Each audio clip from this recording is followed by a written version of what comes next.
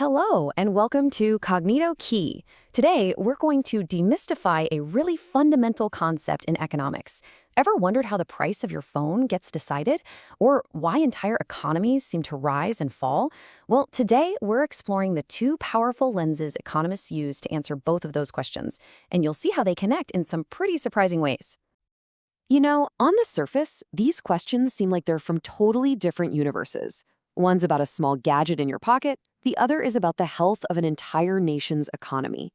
But what if I told you they are deeply, deeply connected?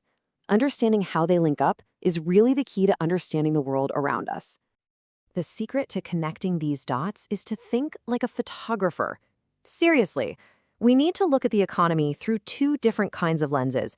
A zoom lens, to see all the tiny details up close, and a wide-angle lens to capture the entire sprawling landscape. First up, let's grab that zoom lens. We're going to get right in there and focus on the individual players in the economy, you, me, and the businesses we interact with every single day. This close-up view has a name. It's microeconomics. And the key word to remember here is individual. Just think of it as putting a single family, or one specific company, or even just one market right under a microscope to see how it works. So, microeconomics tackles these really personal, specific questions.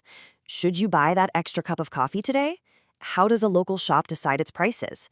Should a tech company hire one more person? These are all those small, ground-level decisions that actually build the entire economy from the bottom up.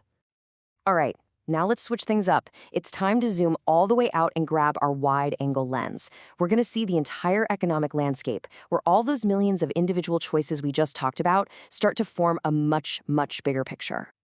And this big picture view? This is macroeconomics.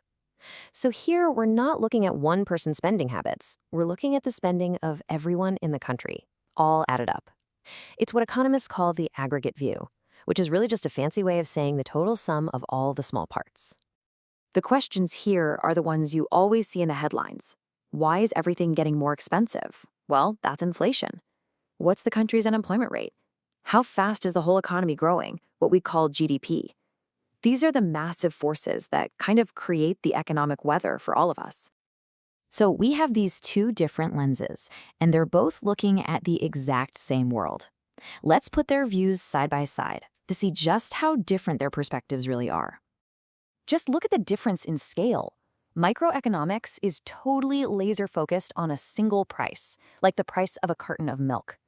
But macroeconomics, it looks at the average price of everything in your shopping cart and asks if that total is going up or down. That's inflation. And this difference is absolutely crucial for any business. A company uses microeconomics to manage its own house, right? Setting prices, deciding on wages, but it uses macroeconomics to look out the window and check if a storm is coming, like, say, a recession that could really hurt their sales. They even have their own toolkits. Microeconomics uses the classic tools of demand and supply to understand the market for just one thing, like apples. Macroeconomics takes that very same idea but blows it up to apply to the demand and supply of everything in the entire economy. But here's the most important part, the real takeaway. These two lenses aren't separate. They're part of the same camera. The micro and macro views are constantly influencing each other, creating this amazing feedback loop. Okay, check out how this economic loop actually works. It all starts at the micro level, right? With millions of individual families deciding, hey, I'm going to save a little more money this month. Now you add all that up and bam, you get a macro effect. The whole country's savings rate goes up. That big change can lead to another macro effect, like lower interest rates for everyone. And that brings us full circle, right back to the micro level, where it's suddenly cheaper for one single family to get a loan for a new car. It's a constant, powerful loop. So which view matters more, the close-up or the big picture? Well, the answer is neither. They are completely interdependent. It's that classic saying, you can't see the forest for the trees. To really, truly understand the economy, you have to study the individual trees and step back to see the entire forest. You absolutely need both lenses. Ultimately, the best way to think about it is that they're not two different subjects at all.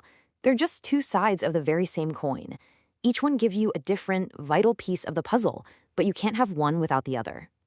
So here's a little challenge for you.